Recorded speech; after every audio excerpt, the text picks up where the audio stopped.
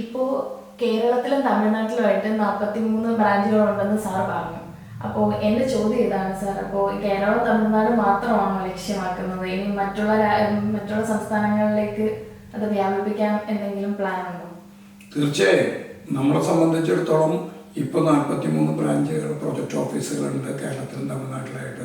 ഇപ്പം നമ്മൾ Delhi central രജിസ്ട്രാറുമായി ബന്ധപ്പെട്ടുകൊണ്ടും national cooperative യൂണിയനുമായി ബന്ധപ്പെട്ടുകൊണ്ടും അതുപോലെ ചില അപ്പർ സംഘങ്ങൾ, ഇപ്പോൾ എൻവയോൺമെൻറ്റൽ, അതുപോലെ തന്നെ നാഷണൽ ഫെഡറേഷൻ ഓഫ് ടൂറിസം, അങ്ങനെ അപ്പർ സംഘങ്ങളുമായൊക്കെ തന്നെ ബന്ധപ്പെട്ടുകൊണ്ട് ഇന്ത്യയിൽ മൊത്തം വ്യാപിപ്പിക്കാനാണ് നമ്മൾ ആഗ്രഹിക്കുന്നത്. അതിപ്പോൾ നമ്മൾ സെൻട്രൽ രജിസ്ട്രാറുടെ അംഗീകാരം മേടിച്ചുകൊണ്ട് ഈ പദ്ധതി പിന്നെ ഇന്ത്യക്ക് മൊത്തം ഉപയോഗപ്പെടുത്താൻ കഴിയുന്ന രീതിയിലാണ് നമ്മൾ ആലോചിക്കുന്നത്. പിന്നെ നമ്മൾ ഈ പ്രൊജക്റ്റുകളെല്ലാം ചെയ്യുന്നത് സൊസൈറ്റി മാത്രമല്ല, ഇതിൻ്റെ ടെക്നിക്കൽ കാര്യങ്ങൾ ചെയ്യുന്നത് ക്ലൈമറ്റ് സ്റ്റാർട്ടപ്പ് ഒരു സംരംഭമായ ലോ കാർബൺ സൊല്യൂഷൻ എന്ന് പറയുന്ന ഒരു സ്ഥാപനവുമായി അസോസിയേറ്റ് ചെയ്തിട്ടാണ് നമ്മളിത് ചെയ്യുന്നത്. അപ്പോൾ സ്വാഭാവികമായിട്ടും ഈ നമ്മുടെ ഇപ്പോൾ ലിക്വിഡ് ഒക്കെ തന്നെ വാർത്താ മാധ്യമങ്ങളിൽ വന്നപ്പോൾ മിഡിൽ ഈസ്റ്റിൽ നിന്നും ലോകത്തെ മറ്റു രാജ്യങ്ങളിൽ നിന്നും ഇന്ത്യക്ക് പുറമെ പോലും നമുക്ക് ഈ പദ്ധതികളെക്കുറിച്ച് എൻക്വയറി വരികയും നടപ്പിലാക്കാൻ കഴിയുന്നൊരു അവസ്ഥയുണ്ട്. അത് സൊസൈറ്റിക്ക് ചെയ്യുന്നതിനുള്ള നിയമപരിമിതികളുണ്ട്. അവിടെ നമ്മൾ അസോസിയേറ്റ് ചെയ്തിട്ടുള്ള ലോ കാർബൺ സൊല്യൂഷനുമായി ബന്ധപ്പെട്ടുകൊണ്ട് ഇന്ത്യയിൽ മൊത്തം വ്യാപിപ്പിക്കാനാണ് നമ്മൾ ആഗ്രഹിക്കുന്നത്. അതോടൊപ്പം തന്നെ നമ്മുടെ ഈ ചില പ്രൊജക്റ്റുകൾ മറ്റ് വിദേശ രാജ്യങ്ങളിലേക്ക് പോലും മിഡിൽ ഈസ്റ്റിലേക്ക് പോലും എത്തിക്കുന്നതിന് നമ്മൾ ഉദ്ദേശിക്കുന്നുണ്ട്. അതിലിപ്പോൾ നമ്മുടെ ഈ പ്രൊഡക്റ്റുകൾ തന്നെ എക്സ്പോർട്ട് സൊസൈറ്റി ഉണ്ടാക്കിയിട്ടുണ്ട് സെൻട്രലിൽ. അപ്പോൾ അവരുമായി സഹകരിച്ച് നമ്മളുടെ ഈ മായം ചേർക്കാത്ത ഭക്ഷ്യവസ്തുക്കളായിരുന്നാലും വെർജിൻ കോക്കനട്ട് ഓയിലായിരുന്നാലും അതുപോലെ മില്ലറ്റ് ഐറ്റംസ് ആയിരുന്നാലും ഒക്കെ കയറ്റി ഒന്ന് ചെയ്യുന്നതിന് പോലും നമ്മൾ ആലോചിക്കുന്നുണ്ട്. അപ്പോൾ മറ്റു ലോകരാഷ്ട്രങ്ങളിലേക്ക് ഇപ്പോൾ ലിക്വിഡ് ദുബായിൽ വെച്ചൊരു വലിയ എക്സിബിഷൻ ഉണ്ടായിരുന്നു. അവിടെ നമ്മൾ ലിക്വിഡ് ഒരു മോഡൽ പ്രദർശിപ്പിച്ചിരുന്നു. അപ്പോൾ സ്വാഭാവികമായിട്ടും അവിടുത്തെ ഗവൺമെൻറ് അത് വളരെ താല്പര്യപൂർവ്വം കണ്ട് നമ്മളതിൻ്റെ അവിടുത്തെ ഗവൺമെൻറ്റിൻ്റെ അംഗീകാരത്തിന് വേണ്ടി ഈ ലോ കാർബൺ സൊല്യൂഷൻ സമർപ്പിച്ചിട്ടുണ്ട്. അത് വരുമ്പോൾ ഓട്ടോമാറ്റിക്കലി അവിടേക്ക് നമ്മളുടെ പ്രവർത്തനങ്ങൾ വ്യാപിപ്പിക്കാനായിട്ട് കഴിയും. അപ്പോൾ കേരളവും തമിഴ്നാടിന് പുറമെ ഇന്ത്യയിലും ഇന്ത്യക്ക് പുറമെ മറ്റു രാജ്യങ്ങളിലേക്കും നമുക്ക് നമ്മളുടെ ഈ പ്രവർത്തനങ്ങൾ വ്യാപിപ്പിക്കാൻ കഴിയും. അതിനുവേണ്ടിയുള്ള ശ്രമത്തിലാണ് സൊസൈറ്റി മാനേജ്മെൻറ്റ് അതിൻ്റെ പ്രവർത്തകരും ഇപ്പം നിലനിൽക്കുന്നത്. സാറ് പറഞ്ഞത് കർഷകർക്ക് അധിക ചെലവൊന്നും ഇല്ലാതെ ഇതിലേക്ക് കടന്നു വരാൻ എന്നാണല്ലോ. അപ്പോൾ അങ്ങനെ തന്നെയാണല്ലോ സാർ? തീർച്ചയായിട്ടും നമ്മൾ ഈ കാർബൺ ക്രെഡിറ്റ് പ്രോജക്റ്റിലേക്ക് കടന്നു വരുന്ന ഓരോ കർഷകനും ആ മെമ്പർഷിപ്പ് ഫീസ് മാത്രം അടച്ചാൽ മതി. വേറെ ഒരു ഇതും നമ്മൾ അവരിൽ നിന്ന് കളക്ട് ചെയ്യുന്നില്ല. അപ്പോൾ നമ്മൾ അത് കിട്ടിക്കഴിഞ്ഞാൽ അവർക്ക് അധിക സാമ്പത്തിക ബാധ്യതയില്ലാതെ ഒരു അധിക വരുമാനം അവരുടെ കൃഷിയിടത്തിൽ നിന്ന് ലഭിക്കുന്നതാണ് നമ്മുടെ കാർബൺ ക്രെഡിറ്റ് പ്രോജക്റ്റ്. അതുപോലെ തന്നെയാണ് ഞാൻ നേരത്തെ പറഞ്ഞ ഇൻഷുറൻസ് സ്കീമിലായിരുന്നാലും ഒരധിക സാമ്പത്തിക ബാധ്യത ഇല്ലാതെയാണ് ഇത്രയും വലിയൊരു ബെനിഫിറ്റ് നമ്മുടെ മെമ്പർമാർക്ക് നമ്മൾ നൽകുന്നത്. പിന്നെ മായം ചേർക്കാത്ത ഭക്ഷ്യവസ്തുക്കളെല്ലാം തന്നെ മാർക്കറ്റിലെ വില നിലവാരം മറ്റുള്ള സ്ഥാപനങ്ങളെ അപേക്ഷിച്ച് അതും അവർക്കൊരധിക ബാധ്യത ഇല്ലാതെ നൽകുന്നതിന് വേണ്ടിയാണ് തീരുമാനമെടുത്തിട്ടുള്ളത്. അപ്പോൾ ഈ 100 രൂപയുടെ മെമ്പർഷിപ്പ് മാത്രമാണ് കർഷകർക്ക് എടുക്കേണ്ടത്, അതിനുപരി വേറെ ചിലവുകളൊന്നും അവർക്കുണ്ടാവില്ല? ഇല്ല. പിന്നെ അവർക്ക് വേണമെങ്കിൽ കോൺട്രിബ്യൂഷൻ അടയ്ക്കാം, റെക്കറിങ് കോൺട്രിബ്യൂഷനും അടയ്ക്കാം, ഫിക്സഡ് കോൺട്രിബ്യൂഷനും അടയ്ക്കാം. അപ്പോൾ റെക്കറിങ് കോൺട്രിബ്യൂഷൻ അടച്ചാലും ഫിക്സഡ് കോൺട്രിബ്യൂഷൻ അടച്ചാലും മറ്റാരും കൊടുക്കുന്നതിനേക്കാൾ റിട്ടേൺസ് നമുക്ക് കൊടുക്കാൻ കഴിയും. അത് നമ്മൾ ഓഫർ ചെയ്ത് നമ്മൾ കൊടുത്തുകൊണ്ടിരിക്കുന്നുണ്ട്. അപ്പോൾ അതുപോലെ നമ്മൾ ഇപ്പോൾ റെക്കറിങ് കോൺട്രിബ്യൂഷൻ അടയ്ക്കുന്ന ഒരു കർഷകനെ സംബന്ധിച്ചിടത്തോളം നമ്മൾ ഒരു പെൻഷൻ സ്കീം എന്നുള്ള രീതിയിൽ നമ്മളൊരു സ്കീം നടപ്പിലാക്കിയിട്ടുണ്ട്. 10,000 രൂപ വെച്ച് 7 വർഷം അടയ്ക്കുന്ന ഒരു കർഷകനെ സംബന്ധിച്ചിടത്തോളം 7 വർഷം കഴിഞ്ഞാൽ 13,000 രൂപ എല്ലാ മാസവും അവർക്ക് പെൻഷൻ കിട്ടുന്ന ആജീവാനന്ദകാലം, അവരുടെ മരണം വരെ അവർക്ക് പെർ മന്ത് 13,000 പെൻഷൻ കിട്ടുന്ന ഒരു സ്കീമും നമ്മൾ നടപ്പിലാക്കിയിട്ടുണ്ട്. അപ്പോൾ സ്വാഭാവികമായിട്ടും അവരുടെ റെക്കറിങ് കോൺട്രിബ്യൂഷൻ അടച്ച് 7 വർഷക്കാലം അടച്ചു കഴിഞ്ഞാൽ 8ാമത്തെ വർഷം തുടങ്ങി അവർക്കൊരു സ്ഥിരം വരുമാനമാവും. അതുപോലെ തന്നെ ഫിക്സഡ് കോൺട്രിബ്യൂഷൻ അടയ്ക്കുന്നവർക്ക് ഒരു മെച്ചപ്പെട്ട റിട്ടേൺസ് നമുക്ക് ഇതിലൂടെ കൊടുക്കാനായിട്ട് കഴിയും. അതിനാവശ്യമായിട്ടുള്ള പ്രോജക്റ്റുകൾ നമ്മൾ നടത്തും. ഇത് സഹകരണ പ്രസ്ഥാനമായതുകൊണ്ട് ഇതിലുണ്ടാകുന്ന ലാഭം ഈ 100 രൂപ എടുത്ത് മെമ്പർഷിപ്പ് എടുക്കുന്ന ഷെയർ ഹോൾഡേഴ്സിനുള്ളതാണ്. ഇതൊരു പ്രൈവറ്റ് സ്ഥാപനമല്ല എന്നുള്ളത് കൊണ്ട് ഇതിൻ്റെ ലാഭം കർഷകർക്ക് തന്നെയാണ്, ഷെയർ ഹോൾഡേഴ്സിന് തന്നെയാണ്. സാറിന് ഇതിൽ നിന്ന് കിട്ടിയിട്ടുള്ള അംഗീകാരങ്ങളെ കുറിച്ച് നമുക്ക് ചോദിച്ചറിയാം. സാർ എന്തൊക്കെയാണ് സാറിന് ഇതിൽ നിന്ന് ലഭിച്ചിട്ടുള്ള അംഗീകാരം? വളരെ വലിയ ഒരു പ്രചോദനമാണ് പല മേഖലകളിൽ നിന്ന് നമുക്ക് ലഭിച്ച അംഗീകാരങ്ങൾ. അത് ദേശീയ തലത്തിലുണ്ട്, നമ്മുടെ പ്രാദേശിക തലത്തിലുണ്ട്, ഇൻ്റർനാഷണൽ തലത്തിൽ പോലും നമ്മുടെ അംഗീകാരങ്ങൾ തേടിയെത്തിയിട്ടുണ്ട്. അതിലൊരു പ്രധാനപ്പെട്ട കാരണം ഞാൻ നേരത്തെ പറഞ്ഞതുപോലെ ലോകം അഭിമുഖീകരിക്കുന്ന പ്രധാനപ്പെട്ട വിഷയത്തിൽ സാധാരണക്കാരായ കർഷകരെ പങ്കെടുപ്പിച്ചുകൊണ്ട് നടത്തുന്ന ഇന്ത്യയിലെ ആദ്യത്തെ സഹകരണ പ്രസ്ഥാനമാണ് Kairali agriculture multi state cooperative society. 2 വർഷം കൊണ്ട് തന്നെ 25,000-ലധികം മെമ്പർമാരെ ഷെയർ ചേർത്തുകൊണ്ട് ഈ പദ്ധതി നടപ്പിലാക്കി. ഇപ്പോൾ ഏകദേശം 300-ലധികം ജീവനക്കാരും 1000-ഓളം ജീവനക്കാർക്ക് പിന്നെ വരുമാനം ഉണ്ടാക്കി കൊടുക്കുന്ന ഒരു സംവിധാനമാണ് നമ്മൾ ഇതിലൂടെ ചെയ്തിട്ടുള്ളത്. അതിൻ്റെ ഭാഗമായിട്ട് തന്നെ കഴിഞ്ഞ വർഷം CSR അവാർഡ് ഗോവയിൽ വെച്ചുകൊണ്ട് പിന്നെ നമുക്ക് ലഭ്യമാകുകയുണ്ടായി. അതുപോലെ തന്നെ ക്ലൈമറ്റ് മിറ്റിഗേഷൻ അവാർഡ് എന്നുള്ള രീതിയിൽ പല മേഖലകളിൽ നിന്നും നമുക്ക് ലഭ്യമായിട്ടുണ്ട്. അതുകൂടാതെ നമുക്ക് ഇൻ്റർനാഷണൽ തലത്തിൽ ഇപ്പോൾ കഴിഞ്ഞ 2-3 മാസങ്ങൾക്ക് മുമ്പ് അയർലൻഡിൽ നിന്ന് പിന്നെ മേയറും ഡെപ്യൂട്ടി മേയറും അതുപോലെ തന്നെ ഓഫീഷ്യൽസും വന്നപ്പോൾ നമ്മളുമായിട്ട് ചർച്ച ചെയ്യുകയും നമ്മുടെ പ്രൊജക്റ്റുകളെ വളരെ നല്ല രീതിയിൽ ഇത് ചെയ്യും, അവരുടെ രാജ്യത്തേക്ക് BSFL പോലുള്ള പ്രൊജക്റ്റുകൾ നമ്മളോട് ഇംപ്ലിമെൻറ്റ് ചെയ്യാൻ കഴിയും എന്ന് ചോദിക്കുകയും ഒക്കെ തന്നെ ചെയ്തിട്ടുണ്ട്. അതുപോലെ സ്വിറ്റ്സർലാൻഡിലെ MP നമ്മൾ ഈ പ്രൊജക്റ്റ് ചെയ്യുന്നത്, നമ്മൾ കാർബൺ ക്രെഡിറ്റ് പ്രൊജക്റ്റ് ചെയ്യുന്നത് ഗോൾഡ് സ്റ്റാൻഡേർഡ്, ജനീവ ആസ്ഥാനമായി പ്രവർത്തിക്കുന്ന ഗോൾഡ് സ്റ്റാൻഡേർഡുമായിട്ട് അസോസിയേറ്റ് ചെയ്തിട്ടാണ്. അവരാണ് നമ്മളിത് സർട്ടിഫൈ ചെയ്തത്. അവരും നമ്മളുടെ ഈ പ്രൊജക്റ്റ് ലിക്വിഡ് പ്രൊജക്റ്റൊക്കെ പറഞ്ഞപ്പോൾ വളരെ വലിയ സപ്പോർട്ടും അംഗീകാരവുമാണ് നമുക്ക് ലഭിച്ചിട്ടുള്ളത്. അപ്പോൾ ഇപ്പോൾ നമ്മുടെ മാധ്യമ മേഖലയിൽ നിന്ന് അതുപോലെ തന്നെ വിവിധ ബിസിനസ് ഗ്രൂപ്പുകളിൽ നിന്ന് ഒക്കെ നമുക്ക് വലിയ രീതിയിലുള്ള ഒരു പ്രചോദനം, സപ്പോർട്ടും നമുക്ക് ലഭിച്ചിട്ടുണ്ട്. അത് കൂടുതൽ അതിന് കാരണങ്ങളുണ്ട്. ഒന്ന്, ഇന്ത്യയിൽ ആദ്യമായി കാർബൺ ക്രെഡിറ്റ് പ്രോജക്റ്റ് നടപ്പിലാക്കുന്ന സൊസൈറ്റിയാണ് Kairali agriculture multi state cooperative society.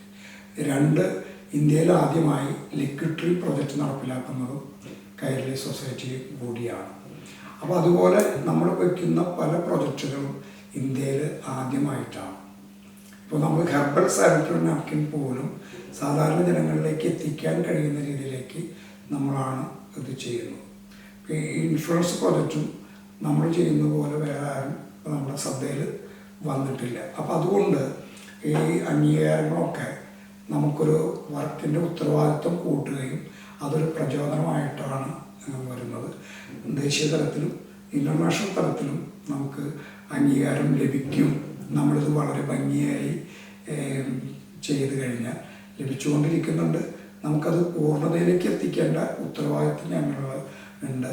അത് എത്തുമ്പോൾ തീർച്ചയായും വലിയ അംഗീകാരങ്ങൾ നമുക്ക് ലഭിക്കും. പക്ഷെ നമ്മളെ സംബന്ധിച്ചിടത്തോളം ഇതിലെ ഏറ്റവും വലിയ അംഗീകാരം എന്ന് പറയുന്നത് ചുരുങ്ങിയ സമയം കൊണ്ട് തന്നെ ഇത്രയും കർഷകർ നമ്മളിലേക്ക് എത്തിച്ചേരുകയും അത് നടപ്പിലാക്കാൻ കഴിയുന്നതാണ് നമ്മുടെ ഏറ്റവും വലിയ അംഗീകാരം. അത് പൂർണ്ണമായി ജനങ്ങളിലേക്ക് എത്തുമ്പോൾ ഇനി നമുക്ക് അംഗീകാരം ലഭിക്കേണ്ടത് കർഷകരിൽ നിന്നാണ്. അത് പ്രാവർത്തിക തലത്തിലെത്തുമ്പോൾ ഇപ്പം ലഭിച്ചതിനേക്കാളൊക്കെ വലിയ അംഗീകാരം അവരുടെ ഹൃദയത്തിൽ നിന്ന് ലഭിക്കുമെന്നാണ് ഞാൻ ആഗ്രഹിക്കുന്നത്, പിന്നെ പ്രതീക്ഷിക്കുന്നത്.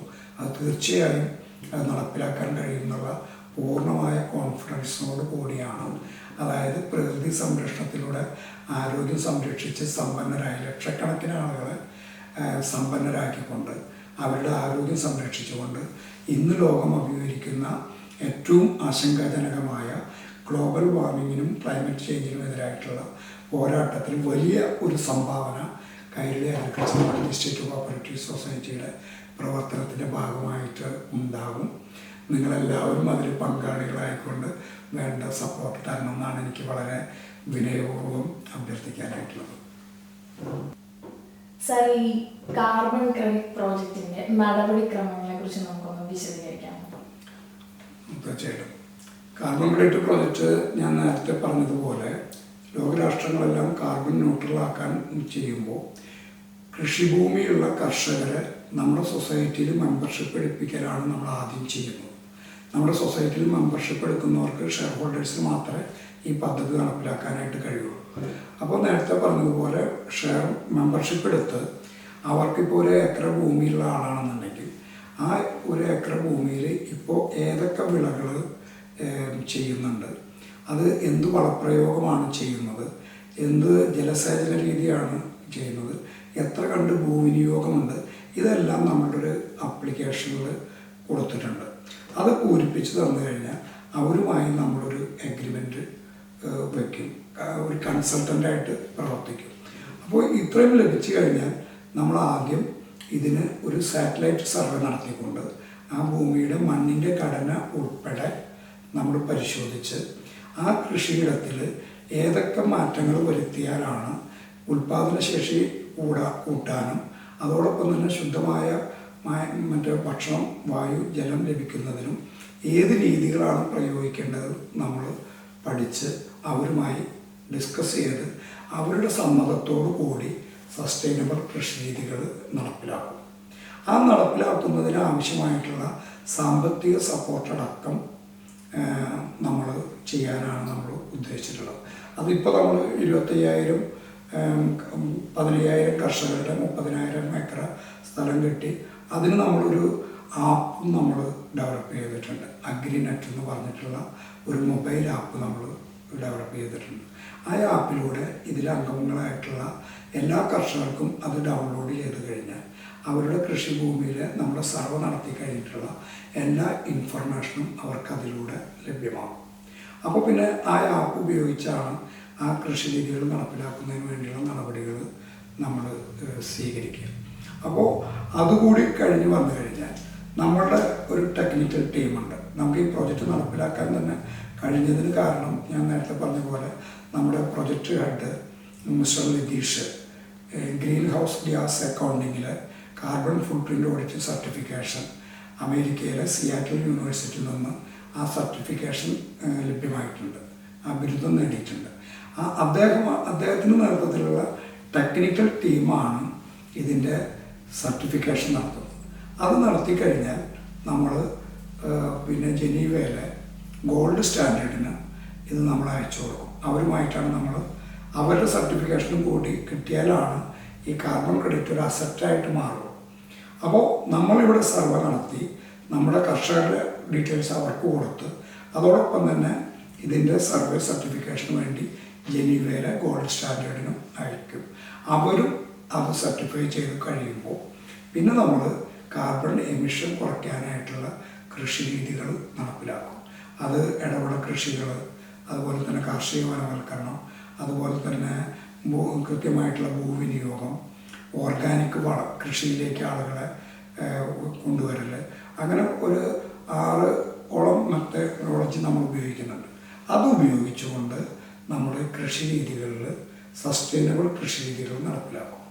ഇതിൽ നമുക്ക് ഏറ്റവും സന്തോഷകരമായിട്ടുള്ളൊരു കാര്യം, അല്ലെങ്കിൽ ഏറ്റവും നമ്മുടെ യുണൈറ്റഡ് നേഷൻസ് തന്നെ ഒരു രാജ്യത്ത് സസ്റ്റൈനബിൾ ഡെവലപ്മെൻറ്റ് ഉണ്ടാവണമെങ്കിൽ അതിൻ്റെ ഈ സുസ്ഥിര വികസനത്തിന് ഒരു 17 പോയിന്റ് പൂർത്തീകരിക്കണം എന്ന് പറയുന്നുണ്ട്. ആ സൂചികയുണ്ട്. നമ്മുടെ ഈ പദ്ധതി നടപ്പിലാക്കുമ്പോൾ അതിലൊരു 12 പോയിന്റും പിന്നെ പൂർത്തീകരിക്കപ്പെടും. അപ്പോൾ അതിൻ്റെ ഭാഗമായിട്ടാണ് നമ്മൾ ഉൽപ്പാദിപ്പിക്കുന്നത്. പിന്നെ നമ്മുടെ ഇതിലെ ഗുണഭോക്താക്കൾ കർഷകരുമാണ്. അതിൻ്റെ ഭാഗമായിട്ട് നമ്മുടെ കാർബൺ ക്രെഡിറ്റിനും മാർക്കറ്റിലുള്ള മറ്റ് കാർബൺ ക്രെഡിറ്റിനേക്കാൾ കൂടുതൽ വാല്യൂ ഉണ്ട്. അപ്പോൾ ആ രീതിയിലാണ് നമ്മൾ കാർബൺ ക്രെഡിറ്റ് പ്രൊജക്റ്റ് നടപ്പിലാക്കുന്നത്. അപ്പോൾ ഇതിലേക്ക് സർക്കാരിൻ്റെ ഇടപെടലുകൾ എങ്ങനെയാണ് സർ? സർക്കാർ ഇടപെടലുകൾ തീർച്ചയായിട്ടും ഉണ്ടാകുമെന്നാണ് നമ്മൾ പിന്നെ പ്രതീക്ഷിക്കുന്നത്. അതിപ്പോൾ ഗവൺമെൻറ് എല്ലാ സർക്കാരുകളും, നമ്മുടെ കേരള സർക്കാർ 2050 ആകുമ്പോഴേക്കും നമ്മുടെ കേരളത്തെ കാർബൺ ന്യൂട്രലാക്കണമെന്ന് പറഞ്ഞിട്ടുണ്ട്. ഈ പ്രധാനമന്ത്രി മോഡിജി ഈ ലോകരാഷ്ട്രങ്ങളുടെ മുന്നിൽ വന്നിട്ട് 2070 ആകുമ്പോഴേക്കും ഇന്ത്യ രാജ്യത്തെ കാർബൺ ന്യൂട്രലാക്കണമെന്നാണ്. അപ്പോൾ എല്ലാ സംസ്ഥാന സർക്കാരായിരുന്നാലും ഇന്ത്യൻ ഭരണകൂടമായിരുന്നാലും ഇപ്പോൾ ഈ മേഖലയിലേക്ക് വളരെ വലിയ രീതിയിൽ ഫണ്ട് അലോക്കേറ്റ് ചെയ്യുന്നുണ്ട്. അപ്പോൾ സ്വാഭാവികമായിട്ടും നമ്മളത് ക്രിയേറ്റീവായി പ്രാവർത്തികമാക്കാൻ കഴിഞ്ഞാൽ ഗവൺമെൻറ്റിൽ നിന്ന് നല്ല സപ്പോർട്ട് കർഷകർക്ക്, നമുക്കല്ല കർഷകർക്ക് ഈ പദ്ധതി നടപ്പിലാക്കാൻ ലഭ്യമാകും.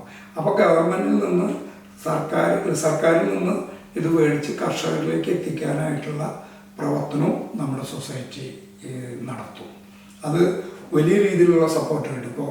ഇപ്പോൾ തന്നെ നമ്മുടെ പഞ്ചായത്തുകളിലൊക്കെ തന്നെ അവരുടെ പ്ലാൻ ഫണ്ടിൽ 50% മേലെ ഉൽപ്പാദന മേഖലയിലേക്ക് മാറ്റിവെക്കണം.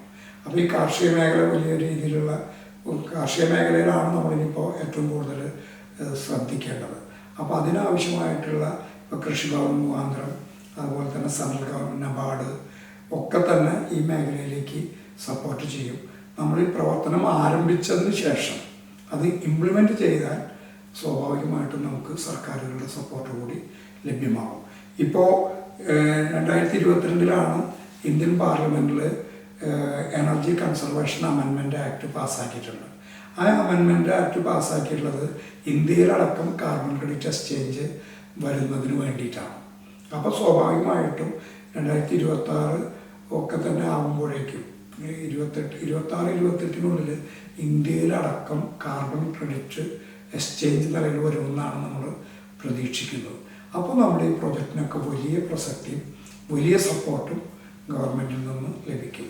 ഇപ്പോൾ സെൻട്രൽ രജിസ്ട്രാറുടെ അംഗീകാരത്തോടു കൂടിയാണ് ഫാർമേഴ്സിൻ്റെ ഉന്നമനത്തിന് വേണ്ടി പിന്നെ അവരുടെ പരിശോധനയിലും ഇൻസ്പെക്ഷനും നമ്മുടെ ഓഡിറ്റ് റിപ്പോർട്ടും ഒക്കെ കൊടുക്കേണ്ടത് സെൻട്രൽ രജിസ്ട്രാർക്കാണ്. അത് കൊടുത്തുകൊണ്ടാണ് സർക്കാരിന് ഈ കാര്യങ്ങളൊക്കെ ബോധ്യപ്പെടുത്തിക്കൊണ്ടാണ് നമ്മൾ ഈ പ്രവർത്തനം ചെയ്യുന്നത്. അത് നമ്മുടെ പ്രവർത്തനം നല്ല രീതിയിലേക്ക് എത്തിക്കഴിഞ്ഞാൽ തീർച്ചയായിട്ടും ഗവൺമെൻറ്റിൽ നിന്നുള്ള സപ്പോർട്ട് കർഷകരിലേക്ക് എത്തിക്കാനായിട്ട് നമുക്ക് കഴിയും. നമ്മുടെ ലോകം അഭിമുഖീകരിക്കുന്ന ഏറ്റവും പ്രധാനപ്പെട്ട ഒരു വിഷയത്തെ പറ്റിയിട്ട് ഒരുപാട് കാര്യങ്ങൾ ഗുരുപ്രിയ ടിവിയുടെ പ്രേക്ഷകർക്ക് വേണ്ടിയിട്ട് ഇത്രയും നേരം നമുക്ക് വേണ്ടി പറഞ്ഞു തന്ന സാറിന് ഒരുപാട് നന്ദി. സാറിന്റെ വിലയേറിയ സമയം ഞങ്ങൾക്ക് വേണ്ടി ചെലവഴിച്ചതിന് ഒരുപാട് thank you so much. Okay, thank you.